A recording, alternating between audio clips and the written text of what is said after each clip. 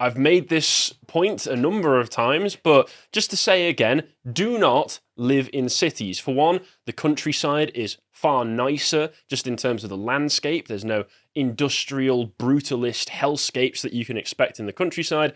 Especially in England, it's just rolling fields, lovely green grass, wonderful forests and trees. There's lots to appreciate about the countryside.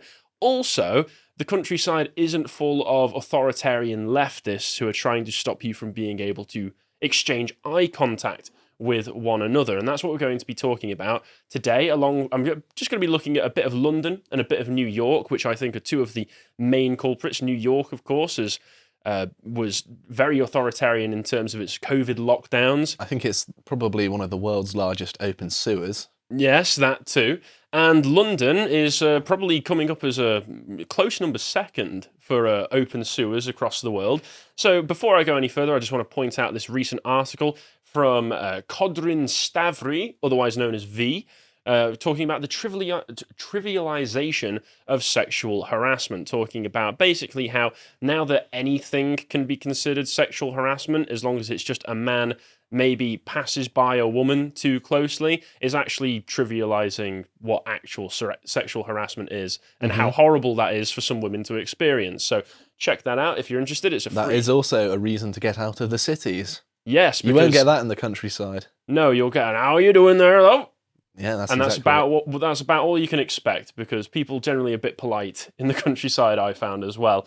But let's carry on. So, just looking into the hellscape that is New York, there was this which went a little bit viral earlier on this month from an Isaac Fitzgerald talking about his life in New York. Walked into the bodega and asked if they sold butter. Sorry, no. But then a pause. How much do you need? Just cooking dinner? Love you, New York City. And what he's got is a paper bag with a small plastic cup of what appears to be butter. I can only assume I would hope so. Is butter, which is supposedly a good thing. This is normal in New York to be excited that, oh my goodness, the bodega, whatever that is, has butter in. I like how he's got it in like a paper bag, like he's swigging some whiskey. like just swigging butter down the street. Going to be on the New York subway drinking it. Well, no one will know. I mean, it is America. He might just be swigging lard as he walks down the street, for all we know. But it's just very confusing that in a city like New York, which you would expect to be prosperous, to be a part of the land of opportunity. Historically, New York is where all of the new arrivals into America would first land as they pass by the Statue of Liberty, and now apparently it's impressive to get butter, just a small cup of butter from your local convenience shop, because that's what it sounds like when I've heard bodegas explained to me. It's just a corner shop. But apparently New York has to put a nice fancy bohemian name on it, otherwise you know that they're not better than you. And people, of course, started ripping on this immediately. Isn't New York wonderful? Just hit up the bodega. Only in New York with a handful of McDonald's, because apparently American New Yorkers would be absolutely thrilled and shocked to see that this is a possibility anywhere else in the world. And let's move on here as well. Somebody just posted this, which I thought summed it up pretty nicely, which is New Yorkers be like, yeah, but can you get insert disgusting low-quality junk food? At insert time, any healthy person should be asleep, wearing your insert bum-ass clothes that signify depression, while also being high on weed. So it actually kind of sounds ideal for you. Excuse me. That was unprovoked. It's a wonderland for Josh and people like him. Hang on, scruff bag without a jacket on. Anyway. No, but yeah, it is kind of true where people within these cities get into this weird insular mindset where they can't imagine anything outside of the city, and then therefore anything that's completely normal elsewhere in the world, like in the countryside where you can just go to a corner shop and you can get a whole tub of butter if that's what you're after. You can go to a farm in a countryside and get a barrel of the stuff if you're really eager. Yeah, that's where it comes from. You get it straight from the source. Yeah, straight from the tap. But city dwellers seem to think that this kind of thing is amazing because, honestly, the big progressive cities, at the very least, like New York and London, are managed horribly. and have terrible infrastructure and don't seem to be particularly nice places to live, as much as the people want to gaslight themselves into believing they're in some kind of amazing wonderland. And London is much the same as New York in this sense. And one of the things that I want to point out, which is that London, like New York, has an underground system. In New York, you call it the subway. And I didn't realise that there are a lot of things that people do on the London Underground which are just outright illegal. Does it have fun? Oh, that's just London. No, but this is like normal etiquette behaviour that people in London do anyway. But apparently, if you don't do them, you might have a chance of someone just calling up the police and arresting you. John Wheatley made a good point about this, that in places with high densities of immigration, what would normally just be informal convention that everyone understood now has to be formalised into law. And that's what I think has happened here. That's probably a good point, actually, but I'll just go through a few of the things in London that you're not allowed to do on the Underground, which is you're not allowed to bring an item that may soil a person or property.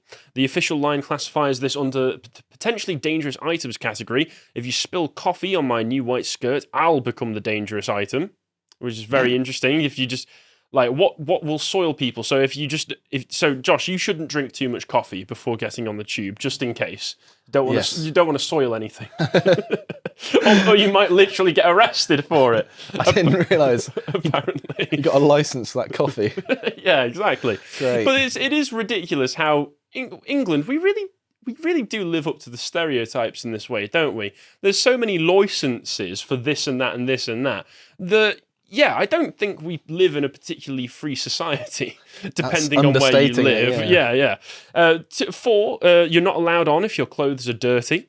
In a clause just below the headline unfit condition, there is a line saying that no person is allowed to enter the railway if they're in an unfit or improper condition, or his clothing may soil or damage any part of the railway. 5 is no graffitiing, and I think the citizens of London haven't got that memo. Sadly, because if you go in To be fair, no graffitiing and not wearing dirty clothes are good standards to uphold. They are good standards to uphold. Being arrested for them seems a little bit harsh, though. For graffiti, surely. Well, not for graffiti, maybe, but for like if you just go in and your clothes are a bit dirty, I don't expect to spend a night in a jail cell. There's number 8, no singing. I agree with that one wholeheartedly. Well, once again, the buskers obviously haven't heard that one. No gambling. So that happens all the time. So you're squashed in the tube. So your underground poker ring is not allowed in there. Damn, my roulette scheme is ruined. I know. And 10, you have to use the escalators properly. So if you're on the Underground in London, you have to stand on the right side of any escalator as you're going up, just as courtesy. But apparently it's also illegal not to. which is very, very interesting. The bylaws state that you must not keep only to the right when not walking, but that you must also always be walking in the direction intended for travel. So if you get lost on the Underground, that might be illegal because you don't know what your direction for travel is, technically speaking. But yeah, this is all like pretty common sense stuff. But why do we need this to be illegal? I don't like the implication that the state is just going to come in and say, this thing that you do anyway, if you don't do it, that you're going to prison, son. You got a license to be lost down here. I mean, that is silly, yeah. It is very silly. It does seem like we're getting closer and closer to like the police state that people have been worried about and warned about. And one of the things the reason that I bring all this up is that somebody posted this at us earlier, which is, if you just click on this image, it's a little notice board in one of the tubes on the London Underground saying, staring, intrusive, from the Mayor of London, Sadiq himself, praise be, intrusive staring of a sexual nature is sexual harassment and is not tolerated. See it or experience it on public transport, text what, where and when to this number. Aware of someone who is doing this and want to remain anonymous. Staring of a sexual nature. How does one stare in a sexual nature? Yeah. Do you do it really seductively? Remember that together we can stop sexual harassment. I think it's if you give them the smolder, if you give them a little bit of give them a wink or something. Yeah, if you give them a wink and just start going woo, woo, start like nodding down at their crotch. Maybe then you'd have the argument that yes, this is sexual harassment. But just staring. Nobody makes eye contact in London. Anyway, people treat eye contact in London like it's going to kill them, which, to be fair, it's pretty likely. It might do. It honestly might do if you catch the eye of the wrong person. But this is all extra funny for me, given that the Tube, as we all know, is a place of respect and dignity. For instance, this Sun article where there was a woman caught performing a sex act on a man in front of horrified Tube passengers during the coronavirus lockdown. So this would have been fine during any other time, but don't you understand there's a pandemic going on? Yeah, they didn't mention this in any of the rules that we're listing off. They actually didn't. Don't have sex on the Tube was not one that was listed. So hey ho, might as well try your luck, eh? But yeah, there's articles written about this sort of stuff as well. Like there's just a full article that I found that's just called "Why Don't Londoners Make Eye Contact?" Because this is just so common. I mean, elsewhere in the country, I'm happy to, maybe it's because I'm from the north. People, I'll walk down the street, exchange eye contact with people, say hello, nod at them, just as a friendly way of showing that I've recognised that you're there, and that's fine. Even down south, that happens. I'm shocked. Sometimes you even get a conversation at a bus stop. It's amazing. I know, it's incredible, but this starts with, if everyone you passed on a London street stared straight at you, you'd find it unsettling. But in this vast city, home to 9 million people, you can expect exactly zero eye contact from strangers at virtually all times. And this, if anything, is worse. A typical Londoner would rather drop their fish and chips or get mowed down by a black cab than risk looking up and locking retinas with another human. And this just sounds miserable. It does. It just sounds absolutely miserable and isolating. How are you supposed to make human connections with people in a situation like that? Especially if you're on the Tube, if you do try and make eye contact with somebody, they might call the police on you. The thing is, when you're on the Tube as well, you don't even have phone signal, so it's like a really boring thing. You've either got to take a book and put up with a racket of the Tube. That's what I do when I'm in London. Pretend you're not there. Read about nice sunny shores, rather than being stuck in a horrible smog-filled underground system. It's not full of smog, it's full of people's gases in those sorts of places. But yeah, it's a miserable sort of situation to find yourself in. But amusingly, I did find that because of this new law that's been implemented, or this new warning that's been implemented in London tubes, that The Spectator did an article called "In Defence of Staring," which sounds a little bit sus just by the title. Just imagine. Especially with this image. This girl does not look like she's having a great crying time. Little girl and a man with what looks like a pipe and a top hat just leaning over. Have you heard the song Aqualung? What, by Jethro Tull? yes. I think this is Aqualung himself. Isn't that about a homeless man? This is, a homeless paedophile. Oh, right. Have you not listened to the lyrics? You go, sitting on a park bench eyeing little girls with bad intent. Right. I think this is Aqualung himself in action. But to be fair, the article does make some good points, despite the questionable choice of title and image. Like many people, I enjoy watching people. There's a great pleasure in sitting in a cafe or a car park or on a park bench on a sunny afternoon and just watching people pass by. But increasingly, people watching is becoming suspect and even criminalized. And to be honest, this is true. For the most part, it's quite nice to just see people going about their lives and recognize that there is more to this great world that we live in than just what's happening in your life right now. You get to see what other people are doing. And it's even kind of a trope in rom-coms where, they'll sit down together on the park bench and look at other people and go, oh, what do you reckon he's doing right now? And they come up with little stories, and it's quite sweet. But now it's illegal in London. The latest and most worrying example is Transport for London's campaign against what it calls intrusive staring. Posters all over the Tube now warn us intrusive staring is a form of sexual harassment and will not be tolerated. Last month, a man was sentenced to 22 weeks in prison after a woman reported him for continuously staring at her on a train in Berkshire. Weeks. That's ridiculous. That's over 5 months. That's a long time for looking at someone. I know, it's very strange because you see those signs like that and you think, oh, this is probably just a warning. It's just going to put people off. Nothing's going to come of it. But stuff does actually come from these laws. So Sarah White, leader of British Transport Police's sexual offences team, has urged anyone who feels intrusively stared at to report it. But what exactly is intrusive staring? Talking to representatives for both Transport for London and the British Transport Police, I discovered that there is no clear, objective definition. Because why would there be? How would you classify intrusive staring objectively? You can't. They say the line is crossed when a man looks at a woman in a sexual way that makes her feel unsafe or uncomfortable. And this is in an era when we have people going on GTA Online saying they were sexually assaulted when somebody teabagged them.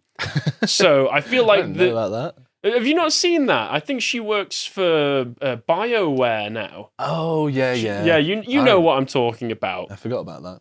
Yeah, but how many seconds or minutes does it take to turn a look of curiosity into an intrusive stare? No one knows. And one woman's intrusive stare could be another woman's welcome invitation to romance. But obviously, this just means more grey area laws to make day-to-day life just that little bit more difficult and anxiety-inducing, as if we didn't have enough of that already.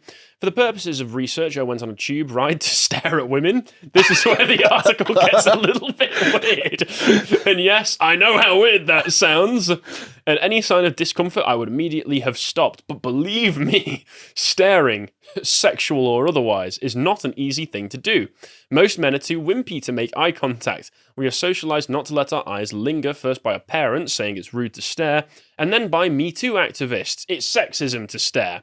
I tried a mix of stares, my best sexy stare, my pervy bloke stare, because we've all got one of those, don't we?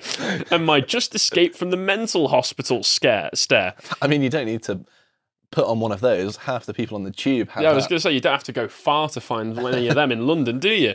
Each for at least 30 seconds. I got one titter, one smile, and one roll of the eyes. Most women did not notice I was staring. Why? Because on tubes, most women and men are so busy staring at their phones that they don't pay attention to what anybody else is doing. Nobody except sex pests and pervs wants to make women feel unsafe or uncomfortable, which checks out. For the vast majority of people, that is absolutely true. The article did take a little bit of a weird turn where he's like, I'm going to go into my investigative journalist mode and stare at people on the tube. But overall, he makes a good point, which is one by one, there are elements of day-to-day life which are being stripped away from people that are separating them. We are social creatures, but in a big city like London, and I would imagine it's much the same in cities like New York, you are actively incentivized to isolate yourself. And there is nothing worse than feeling isolated when you are surrounded by people going about their day-to-day life. It makes you feel even more alone than you would otherwise. So this is once again just another public service announcement saying, move to the countryside, people are nice, the scenery is even nicer, and don't live in cities, for God's sake. If you appreciated that segment from the podcast of the Lotus Eaters, you can go to lotuseaters.com to get access to all the premium content we have on the site, such as this essay that Carl wrote on the politics of Warhammer 40,000 with an audio track to go and listen as well. But also, if you'd like to find out what else we're putting out, you can follow us on Getter at lotuseaters_com on Getter. Thank you and goodbye.